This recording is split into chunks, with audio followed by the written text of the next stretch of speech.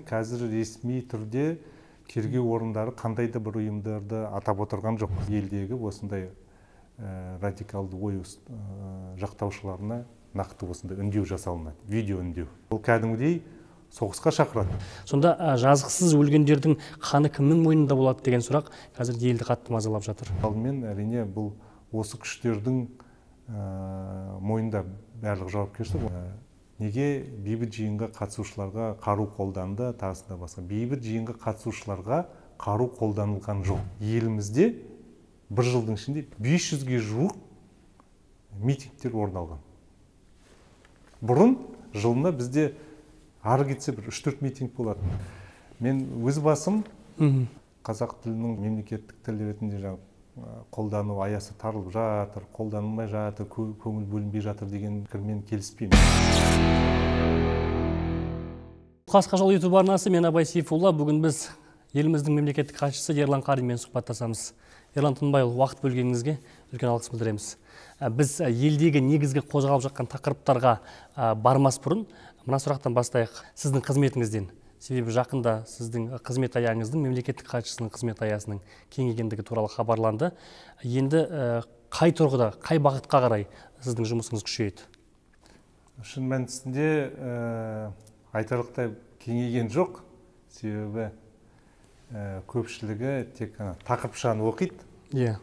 Ал хабарламаның ішіндегі текстіге көп көңіл бөліп үңіле бермейді. Мен осы жағдайда тағы бір көзім жеткені, оқырмандар болсын, оқырмандар да емес, сарапшылар мен ақпарат құралдарының өздері де тек тақырыпшаны іліп алып кетеді. Ал шын мәнісінде бұл хабарламада қандай нақты деректер бар екенін ешкім таразылап жатқанда жоқ. Осы жағдайда мен біздің ақпаратты тұтынудағы ерекшеліктерге тағы бір көзім жетті. Неге? Себебі сол күні мемлекеттік хатшының өкілетті кеңейді деп хабар шыққан кезде ол тек бір ақпарат агенттігі сөйтіп солай тақырыпшаны берді. Содан кейін тарап кетті. Қалған ақпарат агенттіктер де, журналистер де, сарапшылар да, блогерлер де соны жарыса жазып кетті. Тақырыпшасын ғана оқып. Ал ішінде, шын мәнісінде нақты сол жарлықта қай жағынан өкілеттігі кеңейді, шын мәнісінде ол кеңейді ма? Әлде өзгерді ма? Оны ешкім салыстырып та жатқан жоқ. Сол кезде маған хабарласып жазып жатқан біраз сарапшы, блогер, журналистерге айтқанмын.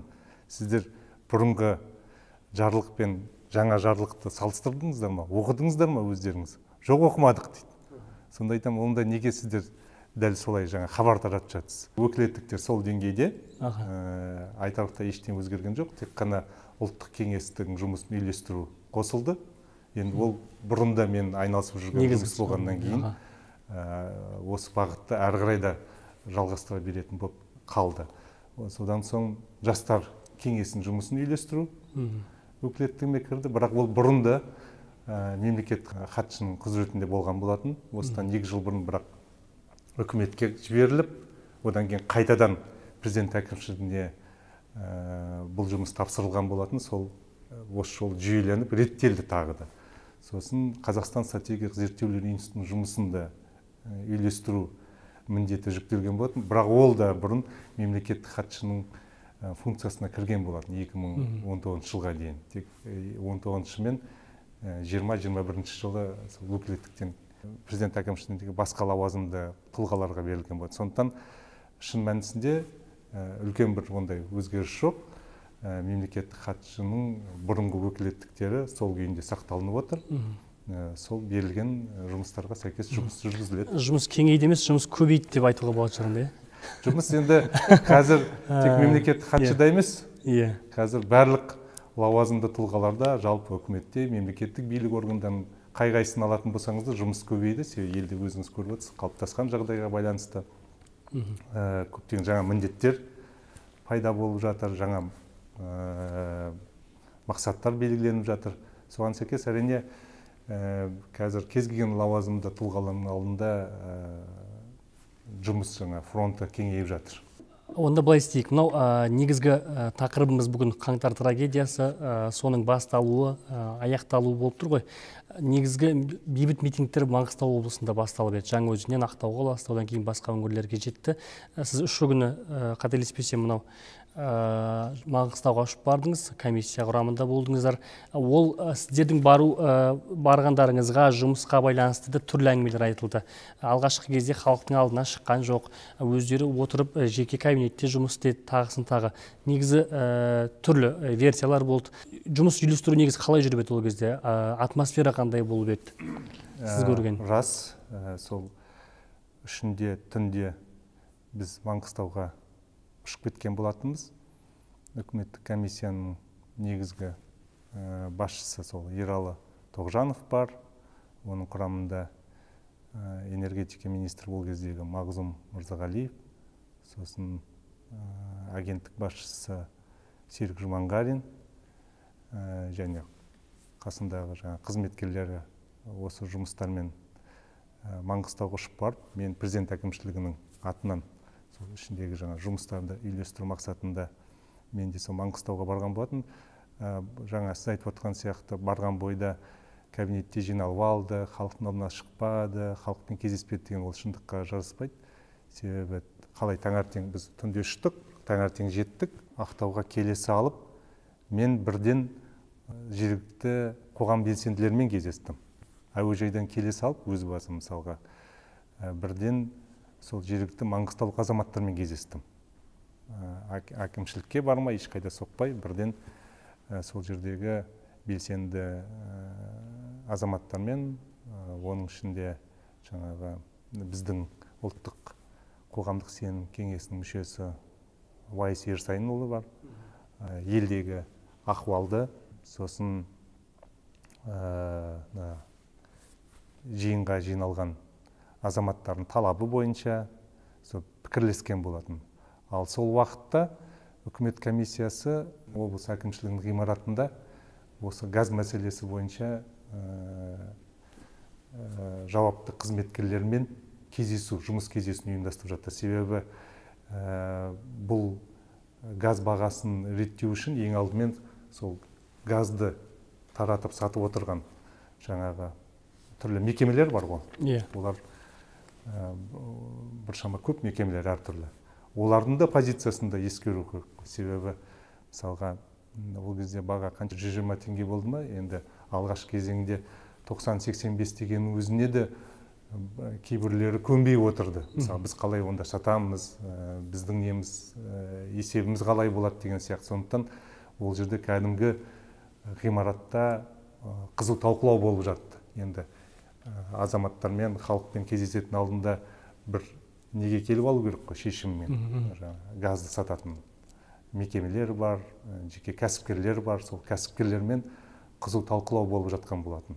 Содан соң сол жердегі жергілікті азаматтар бір қоғамдық штаб құрып, алаңда жиналған азаматтармен кездесу ұйымдастырып, ол кезде алаңда жиналған азаматтардың бір орталық бір басшылық етіп отырған топ болған жоқ. Нақты кіммен келіссөз жүргізетіні. Көшбасшы. Бастамашы топ та жоқ ол жерде. Қателеспесем, ол кезде 7 мың, 10 мың адамның үстінде таңертең жиналып тұрған. Сондықтан ол жерде нақты кіммен келіссөз жүргізудің де өзі белгісіз болды. Маңғыстаулық азаматтардың белсенділігінің арқасында олар соны ұйымдасып, өздері қоғамдық штаб құрып, алаңдағы азаматтармен кездесіп, сіздердің талаптарыңызды билікке жеткізейік, үкіметпен біздер сол келіссөзге қатысайық. Сіздер өздеріңіз талаптарыңызды айтыңыздар деп, олар сол кездесуді өткізді 12-нің шамасында. Одан кейін алаңнан шығып, ол азаматтар бізге келді. Алаңдағы тұрған азаматтардың талабын жеткізу мақсатында. Ол жерде қоғамдық штаб өкілдері бар, сосын алаңнан біршама азаматтар еріп келді. Міне сол жерде алғашқы кездесу болды. Сол кездесуде Еділ Жаңбыршин, Самат Мұсабаев, Абат Өрісбаев, Аят Сүгірбай, Анвар Бимағамбет, Уайс Ерсайынұлы, тағы біршама азаматтар, сосын жаңа алаңдан шығып еріп келген біраз кісілер болды. Барлығы сөз сөйлеп, өздерінің талаптарын қойды. Негізгі сол енді 4-5 талап болды. Бірінші талап сол газ мәселесіне, бағасына байланысты. Екінші, бейбіт жиынға қатысушыларға қатысты ешқандай да бір шаралар қабылданбасын, қудалау болмасын деген, және тағы бір-екі түрлі бір талаптар болды. Интернетке қатысты, онда да үлкен талаптар емес. Сол бойынша ақылдастық, сол талаптарды тізбектеп бәріміз келісіп жазып алдық, екі тарап. Осы талаптар бойынша онда осындай шешім қабылдау керек пе, керек емес пе деген секілді. Сосын сол талаптарға сәйкес үзіліс жарияланып, енді ақылдасуымыз керек әрі қарай. Себебі базарда отырған жоқпыз ғой. Баға былай болу керек, былай сатасыз, былай сатасыз, саудаласып. Ол енді үкіметпен келісу керек, тиісті министрліктермен келісу керек. Одан кейін министрліктер сол жаңа газды сатып отырған мекемелермен ақылдасу керек. Себебі анау себестоимосты мен қателеспесем 65 теңге. Ал талап қойып отырғанда 50-ге дейін түсіріп отыр. Енді оның арасын қалай жабылады, ол қалай шешіледі, оның тетіктері қалай, оны және сатып отырған енді былай мемлекет емес қой, арадағы кәсіпкерлер бар. Оның сол бағаны реттеудің, енді заңдастырудың жолдары бар ғой. Соны қалай ақылдасу? Яғни бір ғана жаңағы шешімнен қаншама түрлі жаңағы қосымша басқа шешімдер туындайды. Осының бәрін пысықтау керек. 2-ден аса сол кездесу аяқталды. 1 сағаттық үзіліс жарияладық. Біз осы уақытта соны жаңа орталықпен, үкіметпен және көрші залда, үлкен залда газды сатумен айналысатын кәсіпкерлер отыр. Сондықтан жаңа қоғамдық штаб өкілдерімен кездесу болғаннан кейін үкімет тобы солармен барып кездесті.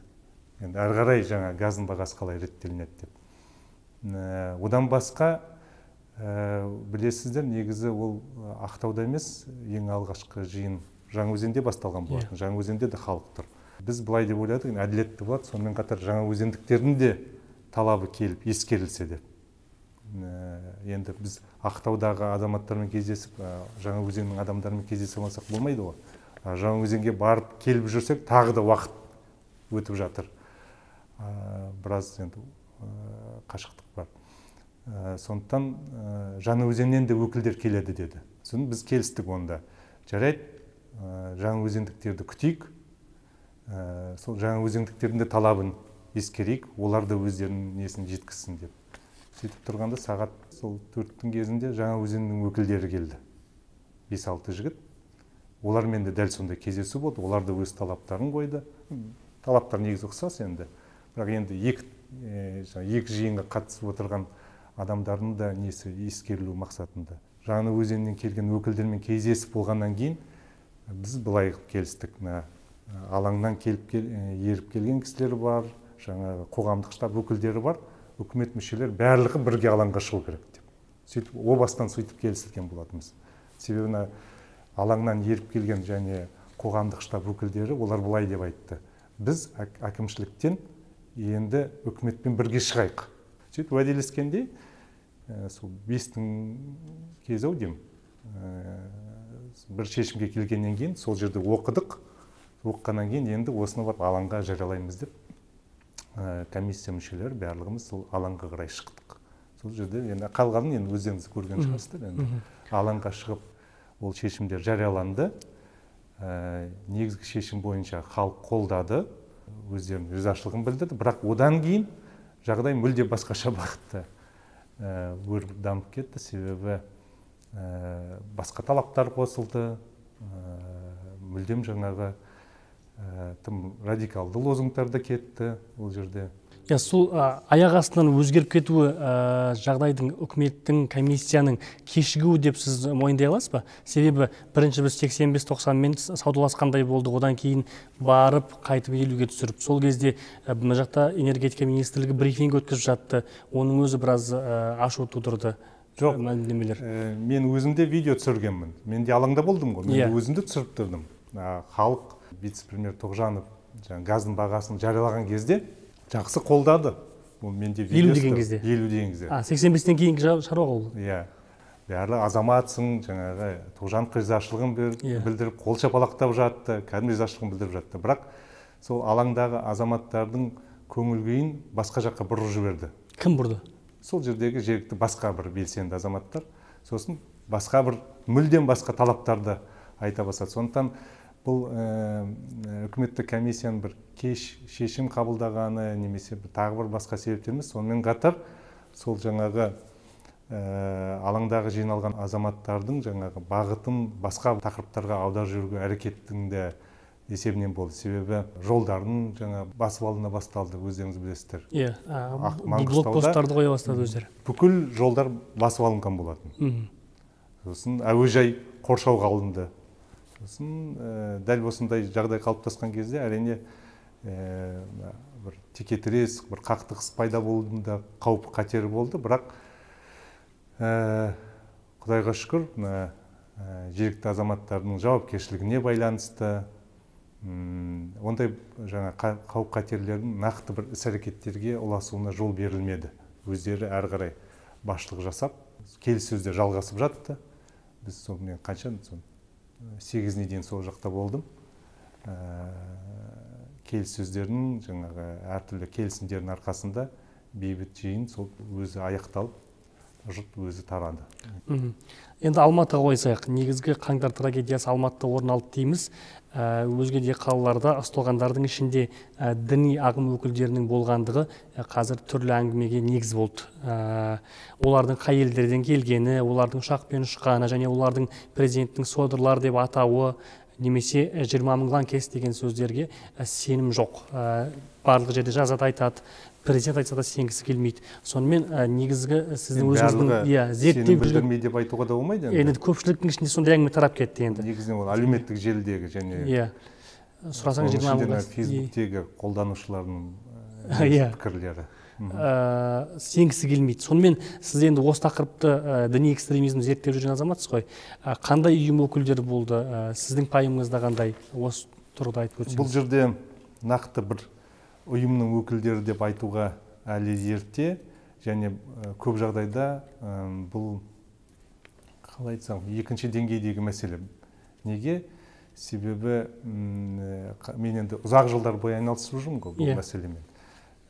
Бізде радикалды осындай ой пікірлерін жақтаушылары институционалды бір неге бірікпеген, ұйымдаспаған, Құдайға шүкір. Осы ұзақ жылдар бойы біздегі жүргізіп жатқан радикализмге, экстремизмге қарсы күрестің нәтижесінде радикализмнің бір институционалдануына, белгілі бір ұйымның төңірегінде топтасуына жол берілмеді. Басқа бір елдерде, өздеріңіз білесіздер, осындай көптеген террористік іс-әрекеттердің артында бір қалыптасқан бір ұйымдар бар. Біздің жағдайда осындай ұйымдардың құру әрекеті әр кезде, әр жылдары болды.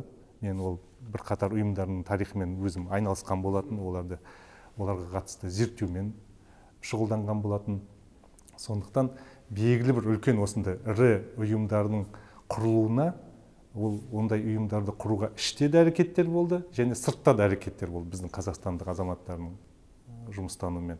Бірақ оған жол берілмеді.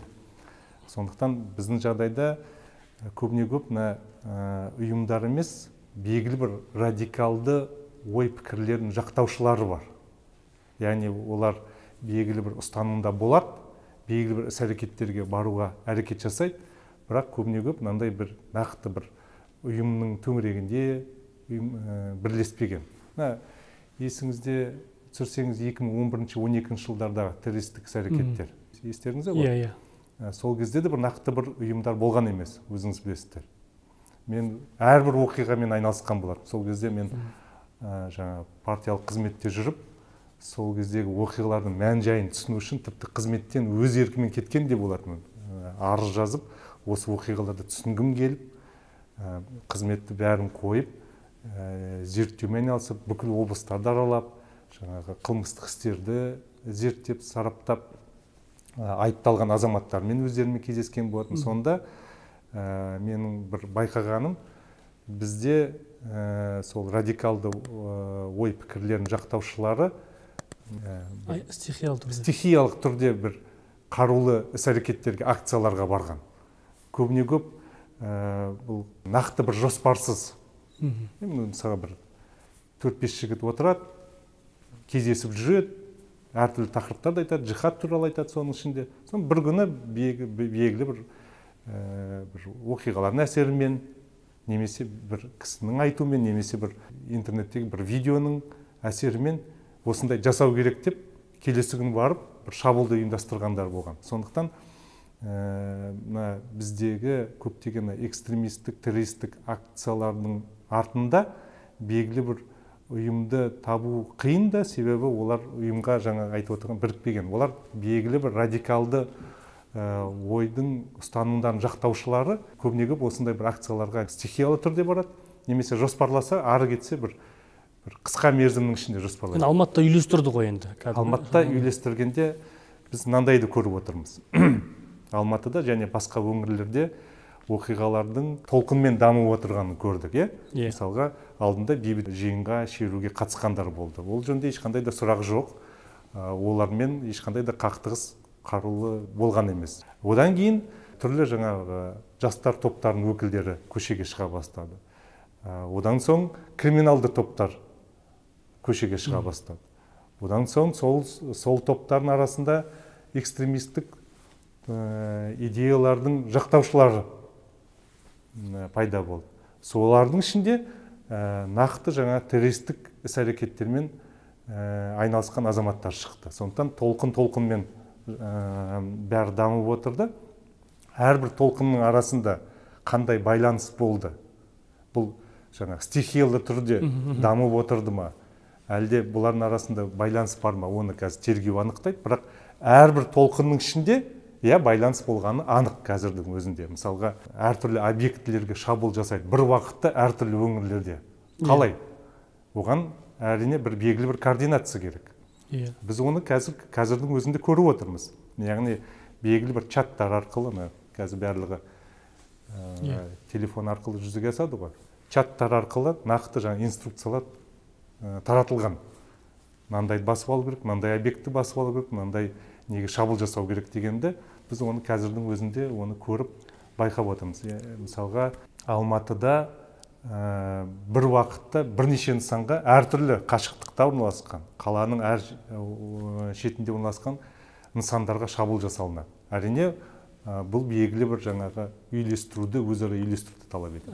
Бақ беттерінде Қырғызстанда жұмыс істеген дамыған экстремистік ұйымдардың аты аталды біраз. Осылар ұйымдастырған екен, әлде қатысы болған екен? Мен қателеспесем, қазір ресми түрде тергеу орындары қандай да бір ұйымдарды атап отырған жоқ. Себебі жаңа тағы да қайталап өтем, қарулы шабуылдарға қатысқан содырлардың қатарында нақты мынандай ұйымның өкілдері бар деп әзірше айту қиын. Себебі көбіне көп, тағы да қайталап өтем, еліміздегі белгілі бір жаңағы радикалды топ жаңағы ойлардың жақтаушылары нақты бір ұйымның төңірегінде топтаспаған. Бірақ соңғына болған оқиғаларда кезінде 2011-12 жылдары еліміздегі белгілі бір акцияларға ұйымдастыруға қатысы бар бір ұйым болған. Ол шетелде құрылған болатын. Ол ұйымның басшылары, жалпы ол ұйым кейін талқандалған болатын. Соның ішінде шетелдік арнаулы қызметтердің әрекетінің нәтижесінде. Бұл ұйым кезінде 2011 жылы Ауғанстан мен Пакистанның шекарасында құрылған болатын. Оның ішінде шетелдік азаматтар бар, Европаның азаматтары және қазақстандық азаматтар болды. Бұл топтың ең бірінші акциясы Қазақстанға қарсы жасалған болатын. Одан кейін осы топқа қатысы бар адам, 12 жылы Европада террористік акция жасаған болатын. Тағы да қайталап өтем, бұл топтың басшылығында 5 азамат болатын, 2 европалық азамат, 3 қазақстандық азамат. Ол 2 азаматтың біреуі 14 жылы Пакистанда қолға түсіп, елге жеткізіліп 20 жылға сотталды. Екіншісі, қателеспесем, 17 жылы қолға түсіріліп, Ауғанстанда 18 жылы елге қайтарылған болатын. Мен екеуімен де колонияда кездесіп сұхбат жүргізгенмін кейін. Үшіншісі сытылып қашып, Сирияға қашып кеткен болатын. Ал жаңағы 2 европалық азаматты американдық барлау қызметтері біреуін 12 жылы Ауғанстанда дронмен атып өлтіреді. Екіншісін 14 жылы Сирияда дронмен атып өлтіреді. Ал жаңағы 5-4 тағдыры осылай болса, 5-шісі біздің еліміздің азаматы, ол Сирияға қашып құтылып, сол уақыттан бері сол жақта жүр. Әлсін осындай жаңа үндеулер, нелер таратып отырады. Әлде де сол әрекетінен тайынбай. Міне осы азаматтың тарапынан сол қаңтардың қай күні нақты есімде жоқ, 5-6 күні елдегі осындай радикалды ой жақтаушыларына нақты осындай үндеу жасалынады, видео үндеу. Оны кейін енді жарияланатын шығар енді. Шыққан жоқ қой? Енді сол кезде әдейі интернеттің бұғатталуы сол себепті болды. Себебі ол сол видео үндеуінде жаңағы барлығына қарулы күреске шақыруға үндеу жасайды. Бұл өте қауіпті жағдай болды. Егер де бұл қолдау тауып кеткен жағдайда, мына жағдайлар қандай бағытта, қандай сценарийде ары қарай өрбитіндігін оны айтудың өзі қиын. Мен бұны тек өзіңіздің сұхбатыңызда толық осы көлемде айтып отырмын. Ол үндеу таратылғанда өте қауіпті болды, себебі бұл үндеуді жаңа қолдап кетіп, негіз көріп үлгергендер болды ғой, әрине енді оны бірден тежеп қою мүмкін болған жоқ, бірақ ол бәрі сақтаулы. Бұл өте қауіпті жағдай болды. Оны мен қазір рұқсат берсеңіз түсіндіріп өтейін неге екенін. 2016 жылы маусым айында өздеріңіз білесіздер, еліміздің батысында орналасқан Ақтөбеде үлкен бір осындай террористік акт болды ғой. Есіңізде ол оқиға қалай өрбігені, қандай оқиға болғаны. Сонда бір шағын бір топ бүкіл қаланы дүрбелеңге салған болатын. Қару-жарақ дүкеніне шабуыл жасалды. Осындай сценарий сияқты, ұқсас сценарий болды. Қару-жарақ дүкеніне шабуыл жасалды. Ол жерден қару-жарақты алып алып, содан кейін бейбіт нысандарға шабуыл жасалды. Автобусты басып алды. Одан соң қай жаққа шабуыл жасады? Әскери бөлімге, ұлттық ұланның бөліміне шабуыл жасалған болатын. Ол жерде қару-жарақтарды иемдену мақсатында. Бұл іс-әрекеттер толық жүзеге аспады. Содан соң 3-4 күн бойы ол жерде антитеррористік операция жүргізілген болатын. Бірнеше күн бойы олар кәдімгідей қарулы қақтығысқа барып, әр жерден шабуылдар жасап жүрді. Сонда бұл акцияға қатысқан шамамен 25 адам болатын. Ал негізі сол шабуыл жасалынатын күні бұл азаматтар таңертең сол топтың бір мүшесінің үйінде туған күнге жиналған болатын. Олар үлкен бір шабуыл жасаймыз, террористік шабуыл жасаймыз деп ойламаған болатын. Тек бастары қосыла салды. Тек бастары қосылды. Ол ораза айының басы болатын. Бірінші күні қателеспесем. Басталатын күні ма. Сол туған күнге жиналып, ол жерде бірақ біршама көп азаматты болды, 50-ге жуық. Сол жерде жоспар тек бір адамды ғана болды. Сол топтың көсемі. Олар енді жаңа сіз айтып отқан сияқты ұйым емес, тіркелген, аты бар бір ұйым емес. Тек бір осындай бір ойдың жақтаушы азаматтар арасында былай Сирияға кетуді ойлапстырып, сөйтіп жүрген болатын.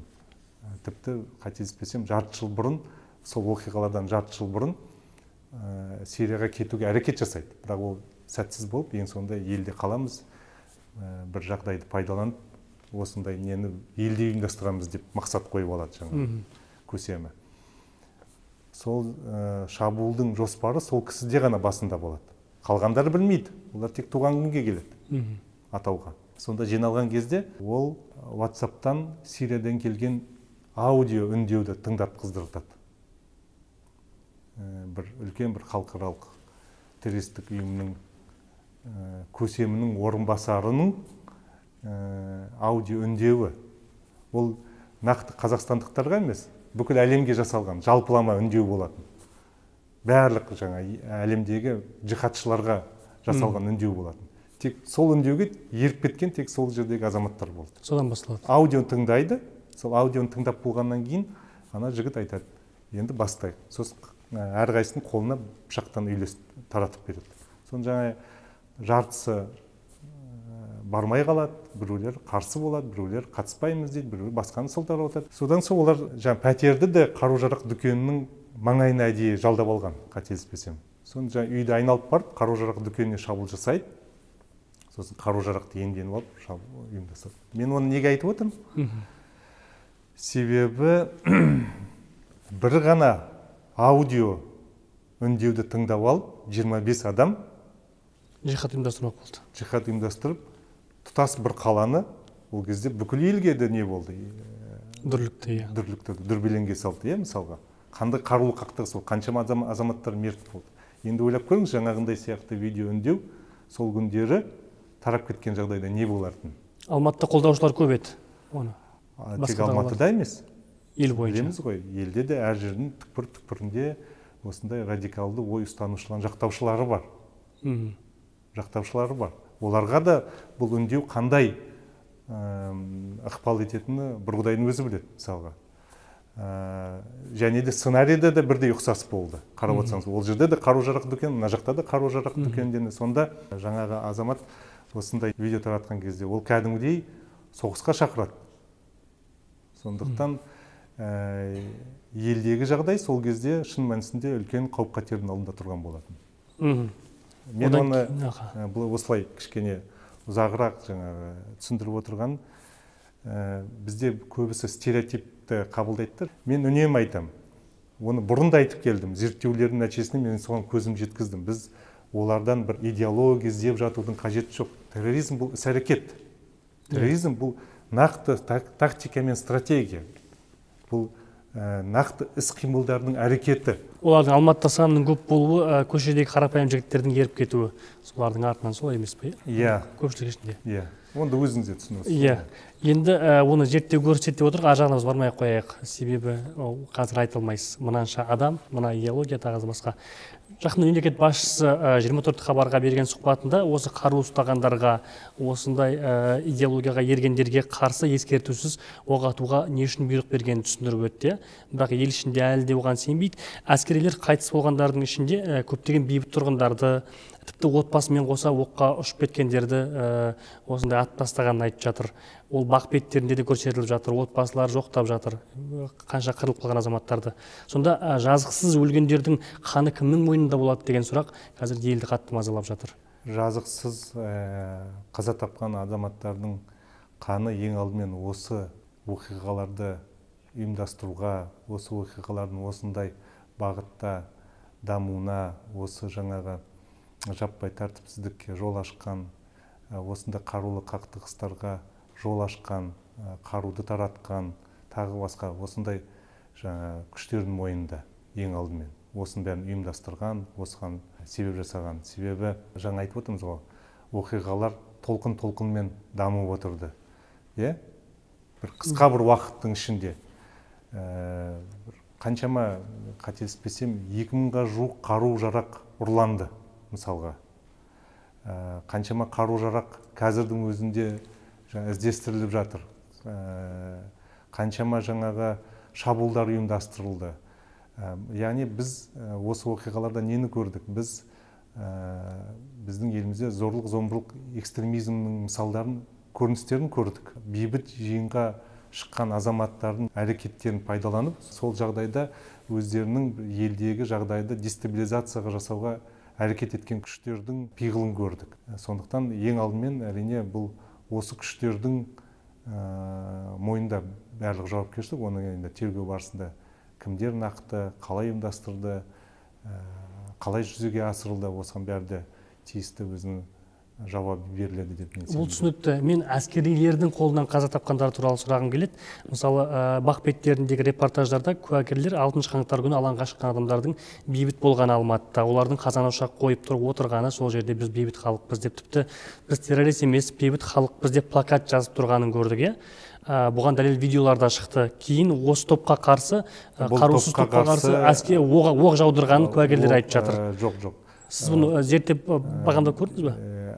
Мен де жаңа көрген видео, басқа да деректер бойынша ол жерде ешқандай да қару жарақ атылмады, қару қолданылмады. Полиция сол алғашқы күндері арнаулы құралдарды пайдаланды. Мен бұл жерде бір нәрсені анық айтып кетейін. Көпшілігі айтып жатады, неге бейбіт жиынға қатысушыларға қару қолданды, тағысында басқа. Бейбіт жиынға қатысушыларға қару қолданылған жоқ. Мен жаңа сіз әңгімеңізді неден бастадық? Біз Маңғыстаудағы оқиғадан бастадық, иә? Иә, Маңғыстауда болған жоқ. Мысалға, Маңғыстаудағы оқиғадан бастадық. Маңғыстауда Ақтаудың басында ғана 15 мыңға жуық адам жиналып тұрды. Бүкіл облыс бойынша 50 мыңға жуық адам. Бірақ ол жерде ешқандай да қақтығыс болмады. Азаматтардың саналы әрекеттерінің арқасында. Себебі ол жерде ешқандай да текетірес болмады. Текетірес болмағаннан кейін қақтығыс та болмады. Рас қой. Егер де бейбіт жиынға қатысушыларға күш қару қолданған болса, ол жерде де сондай жағдай болатын еді ғой. Себебі ол жерге жаппай тәртіпсіздікке жол берілген жоқ. Жаппай тәртіпсіздікке жол берілмегеннен кейін қақтығысқа да себеп болған жоқ. Қақтығыс болмағаннан кейін бұл жаңағындай секілді оқиғаларға жол ашпады.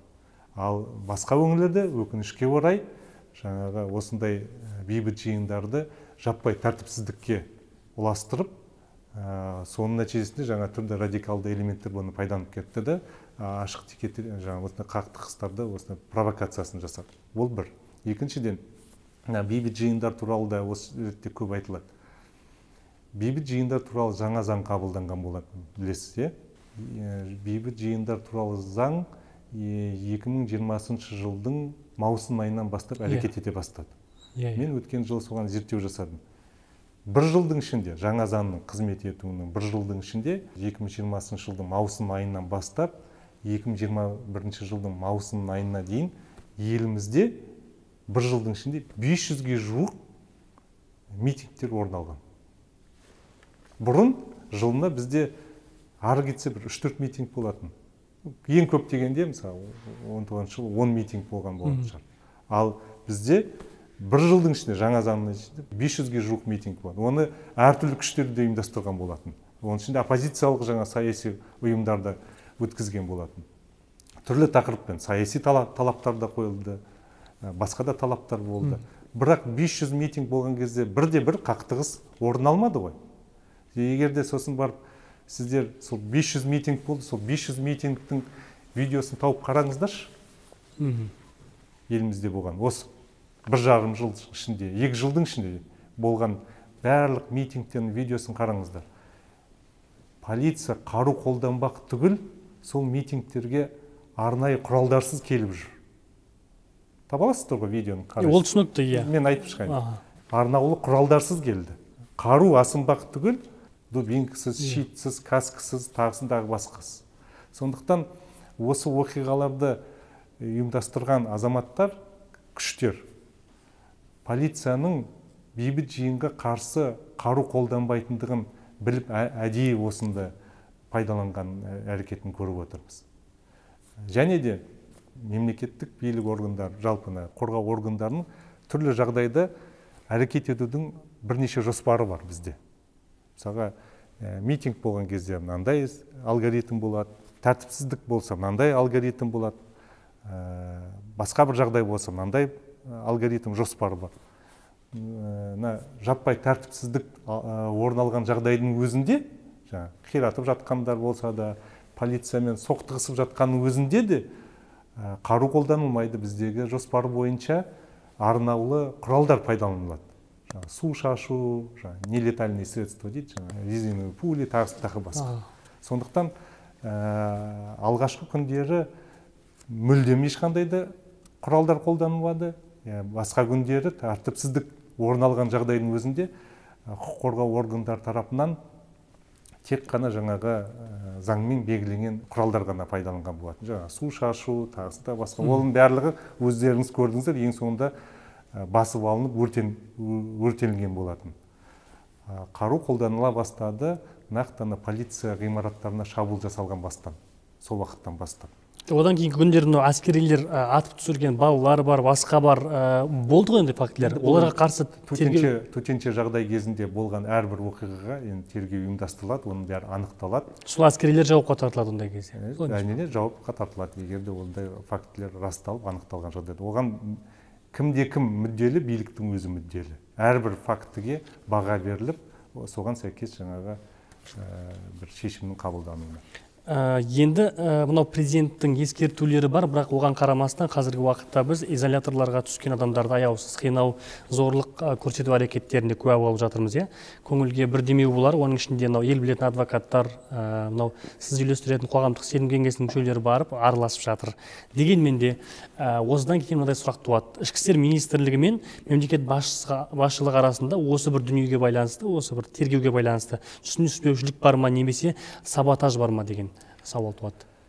Сіз жаңа өзіңіздің сұрақтың басында айтып отырсыз, осындай жағдайларды анықтау үшін түрлі қоғамдық комиссиялар жаңа құрылып жатыр, қорғаушылар тартылып жатыр. Сіз өзіңіз де байқап отырған шығарсыз, жаңа билік осындай жаңа түрлі қоғамдық топтармен мүдделі осындай қарым-қатынас орнатып отырған. Неге? Біздің өзіміз де мүдделіміз осындай жағдайлар орын алып отырса, оларды анықтап, бірден тиісті жауаптарын беріп отыр. Қазір уақытта бірнеше осындай қоғамдық топтар жұмыс істеп жатыр. Ең алдымен адам құқықтары мәселесі бойынша арнайы уәкіл омбудсмен Эльвира Азимованың тобы. Оның құрамында жаңа ұлттық қоғамдық сенім кеңесінің мүшесі Жеміс Тұрмағамбетова, Қайсар Тұрсынғожа, олар барлық осы СИЗОларды аралап жүр.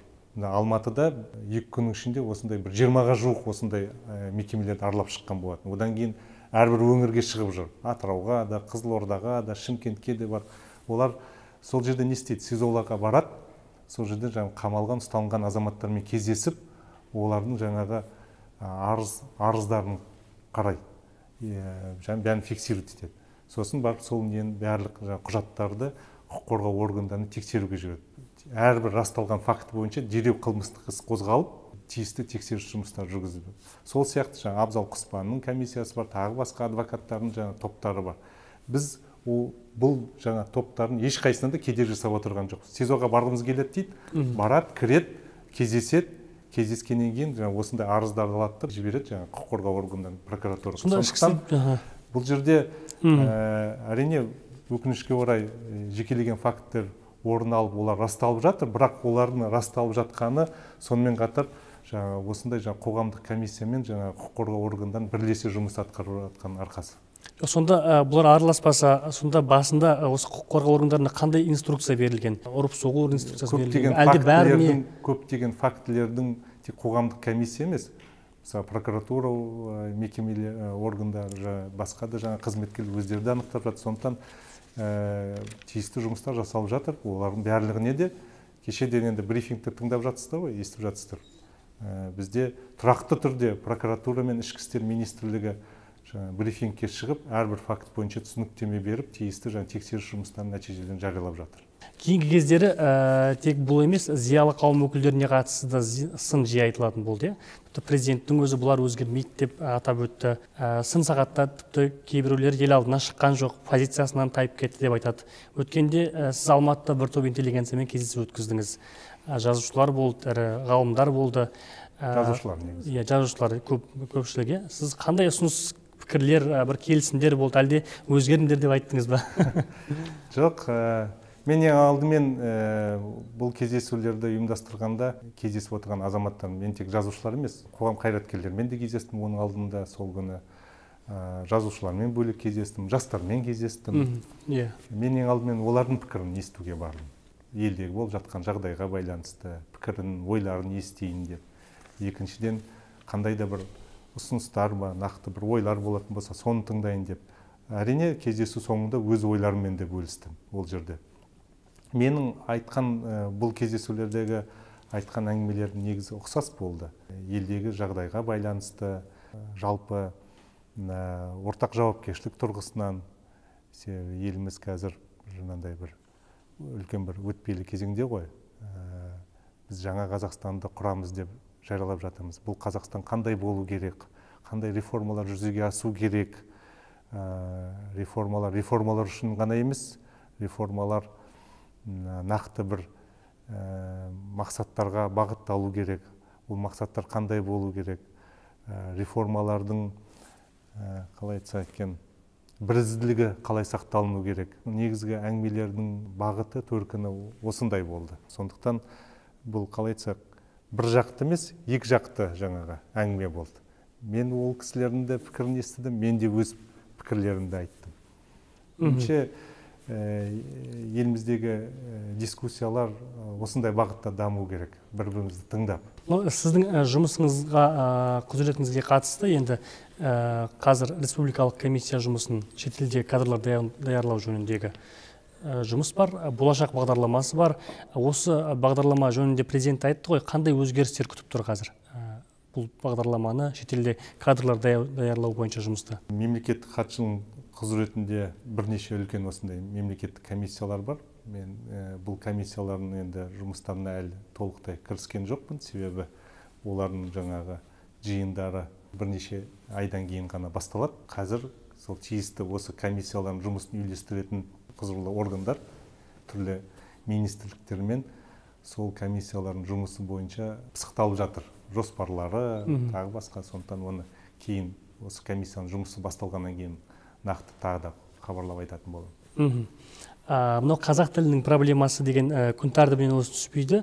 Президенттің мысалы үшін қаңтар оқиғасына қатысты берген сұхбатының өзі осы желіде реніш тудырып жатты. Ал тіл саясатында қандай да бір тездетілген бір реформалар күтіле ме, әлде осы темпте өзінің дамып келе жатқан бағытына қарай жүре бере ме? Тіл реформасында қандай мемлекет тарапынан өзгерістер болуы мүмкін? Меніңше мемлекет тарапынан емес, қоғам тарапынан да тиісті өзгерістерді қажет. Тіл мәселесіне ұстанымына келетін болсам. Себебі мен өз басым қазақ тілінің мемлекеттік тіл ретінде қолдану аясы тарылып жатыр, қолданылмай жатыр, көңіл бөлінбей жатыр деген пікірмен келіспеймін. Керісінше қазақ тілі өз дамуында үлкен жаңа бір биікке көтерілген сияқты. Мысалға өзіңіздің жаңағы бағдарламаңыздың дамып жатқаны, оның осындай жаңа көп оқырмандарға ие болып жатқаны, бұған сұраныс бар екен, бұған қажеттілік бар екен, немесе мен жаңа медианың дамуын үнемі бақылап жүрмін. Біздің жаңа қазіргі орындаушылар өз жаңағы шығармашылығын қазақ тілінде дамытып жатады. Біз содан мысалға көріп жатырмыз, олардың шығармашылығын тартымдылығы, олардың жаңа қолданушылары кеңейіп жатқан. Мысалға еңлік деген орындаушының өзінің әрбір клип 1-2 миллионнан аспаса, мысалға кем түспейді. Сондықтан ешқандай да меніңше бұл жағынан қауіп-қатер жоқ. Меніңше біздің алдымызда егер үлкен бір мәселе болатын болса, ол тек мынада қазақ тілін пайдаланудағы азаматтардың да сонымен қатар жауапкершілігі. Интернетте немесе мынандай жазбаларда кей кезде ғо деп немесе тағы басқаны көресің да ойлайсың. Сонда неге біз мысалға өзіміз сол жаңа тілдің пайдалануындағы өзімізге қатысты ішкі талаптарды да жаңа қоймаймыз деген сияқты. Сондықтан меніңше тілдің дамуы объективті жалғасып жатыр, оған қандай да бір үлкен қауіп-қатер жоқ. Сізге рахмет, Ерлан Тынбайұлы.